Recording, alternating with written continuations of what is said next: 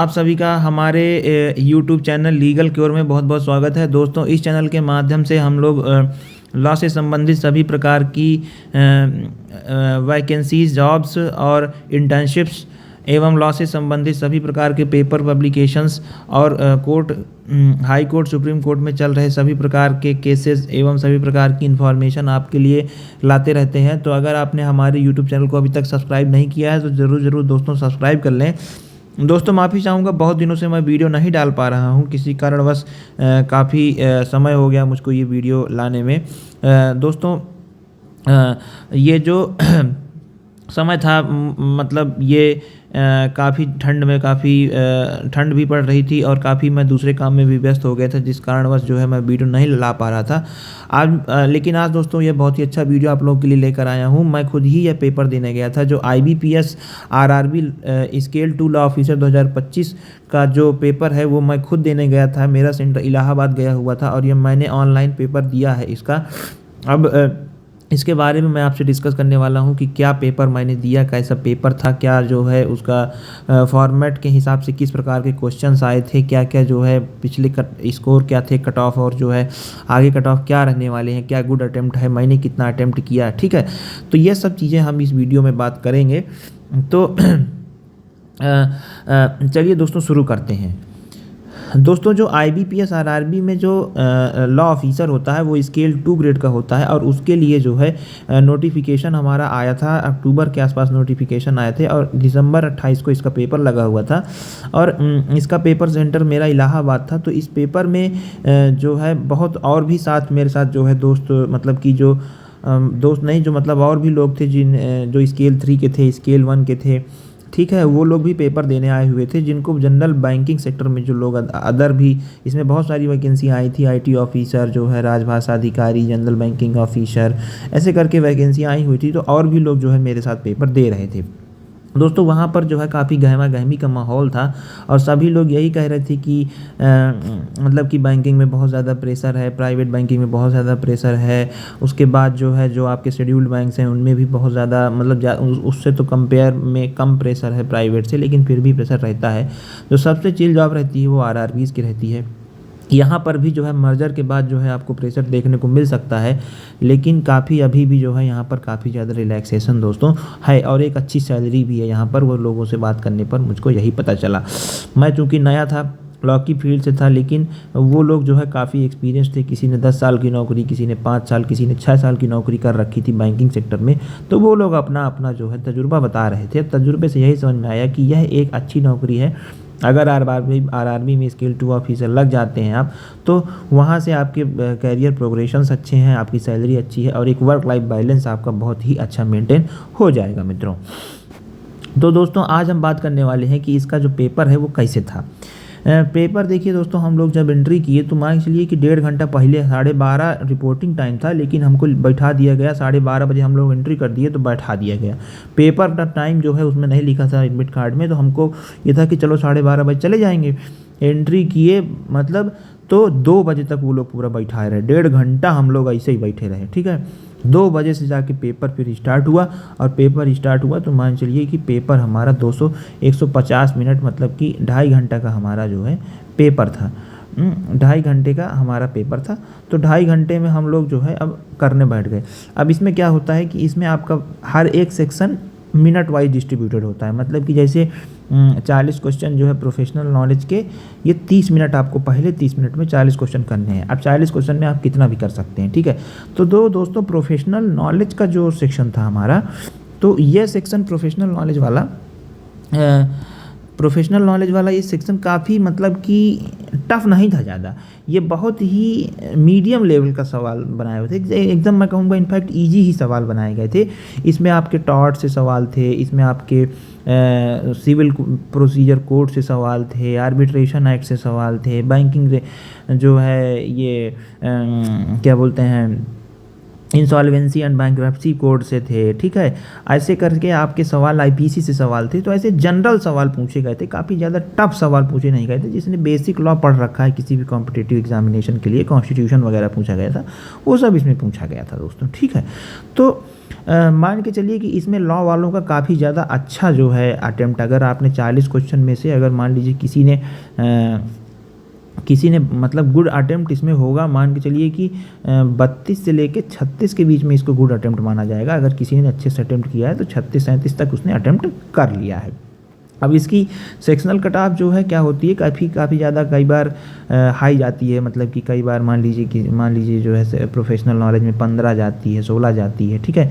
अब ये cut off हम लोग बाद में डिस्कस करेंगे, ठीक है। तो यहाँ पर आपका जो स्कोर होना, मतलब कि गुड स्कोर यहाँ पर अगर कोई कैंडिडेट लेके आता है तो वह आपका जो है 20, मतलब मान के चलिए कि यह आपका स्कोर अगर कोई इसमें 25 प्लस पाता है तो ये बहुत ही अच्छा स्कोर माना जाएगा उसके लिए। या फिर मान चलिए आप कि हाँ 25 प्लस इसमें एक अच्छा स्कोर हो जाएगा। रीजनिंग की बात करें दोस्तों तो दूसरे सेक्शन में रीजनिंग था। रीजनिंग आपका जो है यह जो है 40 मिनट का जो 30 मिनट का रहता है, और 30 मिनट में 40 नंबर ऑफ क्वेश्चंस, काफ़ी टफ क्वेश्चंस रहते हैं इसमें दोस्तों। तो इसमें अगर मतलब कि आपने अगर किसी एक सवाल को पकड़ लिया तो आपका हो सकता है पूरा का पूरा 30 मिनट वो सवाल ले ले। उसमें सीरीज ऑफ क्वेश्चंस रहते हैं, जैसे इनपुट आउटपुट, सीटिंग अरेंजमेंट, ठीक है। वो घर वाला की फ्लोर में रहता है, कई लोग फ्लोर में कैसे रहते हैं, और कई तरीके के क्वेश्चंस होते हैं, ठीक है। तो इसमें जो है आपको लॉजिकल, एनालिटिकल सब प्रकार की रीजनिंग रहती है। तो इसमें जैसे मान लीजिए लॉजिकल रीजनिंग वाले सवाल जो थे तो उसमें तो मैं कर ले गया था, और भी लोग कह रहे थे कि हमने सीटिंग अरेंजमेंट वाले कर लिए थे। तो मान के चलिए कि इसका जो मैं मानता हूँ कि इसका जो गुड अटेम्प्ट होगा वह 8 से 10 सवाल ही दोस्तों इसका गुड अटेम्प्ट माना, मतलब मुझे ऐसा लगता है, क्योंकि काफ़ी टफ रीजनिंग आती है और समय दोस्तों बहुत कम रहता है, समय बहुत ही कम 30 मिनट मिलता है इसमें। अगला सेक्शन की बात करें, हाँ अब इसके हम थोड़ा रीजनिंग के स्कोर की बात कर लेते हैं। अगर देखिए दोस्तों, अगर कोई इसमें 5 नंबर प्लस पा रहा है, 5 पा रहा है, या मतलब मान चलिए 4 प्लस मिल रहा है उसको, तब भी उसको जो है एक बहुत ही अच्छा स्कोर रीजनिंग में माना जाएगा, ठीक है।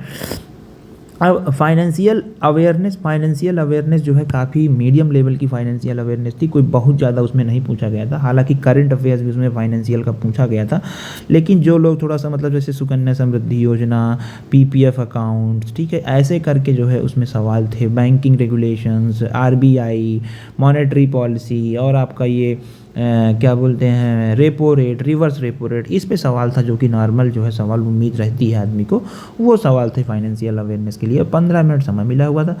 तो अगर इसमें किसी ने जो है बढ़िया तरीके से 40 सवाल में से अगर मान के चलिए किसी ने अगर 20 से 25 भी अगर कर लिए हैं तो वो एक गुड अटेम्प्ट मैं उसको मानता हूँ कि उसमें आपको अच्छा जो है अटेम्प्ट है। तो अगर इसमें आपका जो मान के चलिए कि अगर 13 प्लस अगर इसमें आपके मार्क्स आ जाते हैं तो आपको बहुत ही अच्छा जो है इसमें देखने को मिल जाएगा, ठीक है। अब दोस्तों इंग्लिश लैंग्वेज की बात करें तो इंग्लिश लैंग्वेज में आपको जो है 40 क्वेश्चंस होते हैं और 20 मार्क्स के होते हैं, और 30 मिनट देखिए दोस्तों मिलता है। काफ़ी टाइम इंग्लिश लैंग्वेज के लिए आपको दिया गया है। हालांकि आप हिंदी भी चूज़ कर सकते हैं पेपर के दौरान, लेकिन इंग्लिश मैंने तो इंग्लिश चूज़ किया था। नॉर्मली लॉ वाले इंग्लिश ही चूज़ करते हैं दोस्तों।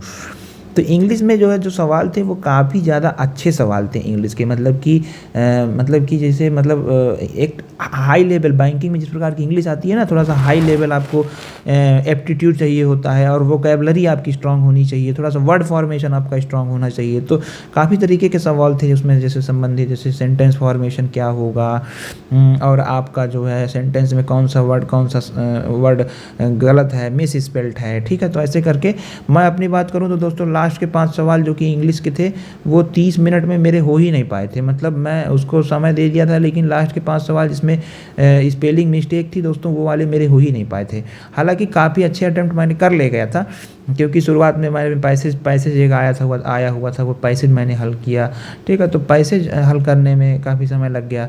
तो इस प्रकार से इंग्लिश काफ़ी ज़्यादा टफ नहीं थी, मीडियम लेवल की थी, लेकिन अगर कोई स्पीड से करता है तो वो कर ले जाता है, ठीक है। तो इसमें अगर आपके इंग्लिश में अगर आपके मान के चलिए अगर आपके अटेम्प्ट हैं वही 25 से लेके 27 के बीच में अटेम्प्ट हैं तो आपके अच्छे अटेम्प्ट हैं या समझ रहे हैं आपको। तो अगर ऐसे अटेम्प्ट हैं तो आपका जो नंबर आ जाएगा वो आपका आ जाएगा लगभग मुझे ऐसा लगता है कि अगर 7 से 8 नंबर अगर आप प्लस लाते हैं तो आपका अच्छा स्कोर ग्रुप में माना जाएगा। अब आते हैं हम लोग कंप्यूटर नॉलेज पे। कंप्यूटर नॉलेज दोस्तों क्या है कि ज़्यादा डीप नहीं पूछा था उसमें, हालांकि MS एक्सेल, MS वर्ड और आपका विंडोज़ और इनपुट आउटपुट ऐसे करके इसमें सवाल थे, लेकिन जो है उसमें काफ़ी ऐसा नहीं था कि काफ़ी डीप में सवाल पूछा था। एक जनरल एप्टीट्यूड वाला आदमी जो है कि 40 सवाल कर लेगा और आराम से जो है 20 में मतलब मान के चलिए कि 12 प्लस नंबर इसमें आपका जो है आने की उम्मीद रहती है और 15 मिनट इसमें के लिए काफ़ी रहते हैं दोस्तों, ठीक है। तो अगर 40 में से आपने इसमें मान के चलिए कि 26 से लेके 28 सवाल आपने कर लिए हैं तो आपका स्कोर जो है मान के चलिए कि मतलब स्कोर आपका वही 9 प्लस आपका स्कोर जो है इसमें अच्छा स्कोर माना जाएगा। अब दोस्तों अगला सेक्शन आता है quantitative aptitude and data interpretation. अब यह दोस्तों काफ़ी टफ सेक्शन रहता है, मतलब कि मैथमेटिक्स काफ़ी टफ आती है बैंकिंग में, ऐसी ईजी नहीं आती है, लेकिन 40 मार्क्स रहता है और सिर्फ दोस्तों देखिए 30 मिनट का समय दिया गया है तो टाइम बहुत कम रहता है इन क्वेश्चंस को सॉल्व करने के लिए। अब क्या होता है कि जैसे आप इसको सॉल्व करने बैठेंगे तो क्वांटिटेटिव एप्टीट्यूड के क्वेश्चन जैसे मिक्सचर एंड डेलीगेशन आता है, वर्क एंड टाइम आता है, ठीक है, और आपका परसेंटेज रहता है, ये सब सवाल रहते हैं। तो ये थोड़ा सा टफ सवाल रहते हैं, क्वाड्रेटिक वो इक्वेशंस पे सवाल आता है, ठीक है, और आपका डायरेक्शन वाला थोड़ा सवाल रहता है इस तरीके का कि कौन सा क्या डायरेक्शन दिया गया फिर उसमें डिस्टेंस निकालना वगैरह, इस तरीके का सब रहता है तो वो थोड़ा सा टफ लगता है। लेकिन फिर भी अगर आप बेसिक एप्टीट्यूड वाले आदमी हैं जिसमें थोड़ा बहुत कॉन्टेक्स्ट कमांड है तो आप उसमें जो है सवाल बढ़िया कर ले जाएंगे। तो इसका एक गुड अटेम्प्ट जैसे कि मुझे लगता है कि अगर किसी ने 8 से 10 सवाल अगर इसके अटेम्प्ट कर लिए हैं तो वह बहुत ही अच्छा अटेम्प्ट माना जाएगा। और अगर इसमें आपका 5+ नंबर अगर आपका है तो काफ़ी ज़्यादा इसमें अच्छा जो है आपका रहता है कि अगर आपने इतना आपको टाइम एग्जॉस्ट कर देगा, इतना आपका इतने सवाल आपका टाइम एग्जॉस्ट हो जाएगा तो आप ज़्यादा सवाल नहीं कर पाएंगे मित्रों, ठीक है। अब देखिए इसका हम सेक्शनल कट ऑफ की बात करते हैं तो जो sectional cut off professional knowledge की ज़्यादा मतलब कि काफ़ी कम ही रहती है। तो मान के चलिए अगर किसी का 11 से 12 नंबर है तो वो जो है सेक्शनल कट ऑफ क्लियर कर ले जाता है। और रीजनिंग में भी इसकी काफ़ी कम कट ऑफ रहती है, मान के चलिए 1.5 से 2 नंबर अगर आपका है तो आप सेक्शनल कट ऑफ क्लियर कर ले जाते हैं। फाइनेंशियल अवेयरनेस में इस बार मुझे लगता है कि आपका जो सेक्शनल कट ऑफ वही ऐसे जो है मान के चलिए कि 10 या 8 से 9 नंबर आपका जो है सेक्शनल कट ऑफ जो है रहेगा। इंग्लिश में हम बात करें तो इंग्लिश में काफ़ी थोड़ा सा कम कट ऑफ जाती है, थोड़ा सा मतलब कि आपका 20 ही नंबर का रहता है तो मान के चलिए कि इसका 3 नंबर के आसपास आपका जो है जा सकती है कट ऑफ। कंप्यूटर की कट ऑफ थोड़ा सा जो है वेरी करती है तो मान के चलिए 10 के आसपास आपकी जो है कंप्यूटर कट ऑफ रह सकती है। क्वांट की कट ऑफ भी कम जाती है तो इसकी कट ऑफ भी 2 के आसपास जो है ऐसे रह सकती है दोस्तों, ठीक है। तो यह एक जो है बात होती है। तो हम एक गुड स्कोर इसमें जोड़ लेते हैं, 9 5 14 14 7 21 21 3 24 24 10 34 34 5 34 5 39 39 और 39 और 5 44 44 64 मतलब कि 64 मार्क्स जो है यह एक गुड स्कोर जो है आपका माना जाएगा। अगर 64 के आसपास अगर आपने नंबर ले लिए हैं तो यह एक गुड स्कोर माना जाएगा। अब दोस्तों मैं अपनी बात करता हूँ कि मैंने कितना अटेम्प्ट किया और मेरे कितने मार्क्स होने की उम्मीद है, ठीक है। मैं अपनी बात करता हूँ तो मेरे अटेम्प्ट जो है वह मान के चलिए, अब सेक्शनल वाइज तो मैं नहीं बता सकता हूँ लेकिन मोटे मोटे तौर पर जो टोटल अटेम्प्ट थे मेरे वो 130 क्वेश्चंस मैंने अटेम्प्ट किए। 130 क्वेश्चंस मैंने अटेम्प्ट किए और उन क्वेश्चंस को मैंने पूरे जो है मतलब मान के चलिए 150 मिनट उनको दिया, तभी से जो है मैं इतने क्वेश्चंस अटेम्प्ट कर पाया। और दोस्तों अब मैं उम्मीद करता हूँ कि मतलब कि जो भी सेक्शनल कट ऑफ अगर मेरा क्लियर हो जाता है तो मार्क्स जो है ठीक ठाक आ जाते हैं, ऐसे ठीक ठाक मार्क्स आ जाएंगे। लेकिन मेन दिक्कत इशू होता है वो सेक्शनल कट ऑफ में, वो है रीजनिंग की सेक्शनल कट ऑफ और क्वांट की सेक्शनल कट ऑफ। इसमें जो है अगर नहीं क्लियर कर पाता है कोई तो फिर उसमें दिक्कत हो जाती है, वो फिर नहीं क्वालिफाई कर पाता है, ठीक है। तो अब दोस्तों क्या हुआ कि इसके जो सेंटर्स बनाए गए थे वो काफ़ी छोटे छोटे सेंटर्स थे। जैसे मेरे ही सेंटर में केवल 500 लड़कों को बुलाया गया था। तो ऐसे सेंटर्स बनाए गए थे तो काफ़ी, और जो रेशियो था लड़कों का ज़्यादा रेशियो नहीं था, मतलब 40% लड़के एब्सेंट थे, 60% लड़के ही पेपर देने आए थे दोस्तों मेरे सेंटर में। और दूसरे सेंटर का मैं नहीं जानता हूँ, लेकिन मेरे सेंटर में सिर्फ 60% नंबर जो है, 60% लोग जो है देने आए थे पेपर। अब दोस्तों हम लोग इसकी बात कर लेते हैं, जो ओवरऑल कट ऑफ इसकी जाती है, ओवरऑल कट ऑफ इसकी जो जाती है वह दोस्तों जाती है, मतलब करीब 40+ हम लोग मानते हैं कि 40+ इसकी जो है ओवरऑल कट ऑफ रहती है। 40 अगर आपने किसी ने लिया है तो उसका हो जाता है। तो हालांकि इस बार मुझे एक्सपेक्टेड लगता है कि ये कट ऑफ थोड़ी सी ऊपर जा सकती है।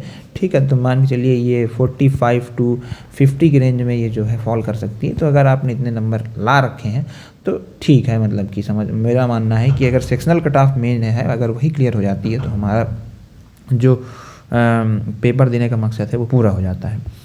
तो दोस्तों यह था कुछ इन्फॉर्मेशन जो कि पेपर में देने के बाद जो है मैंने आपको बताना चाहा। तो मिलते हैं आपसे अगले वीडियो में, तब तक के लिए धन्यवाद।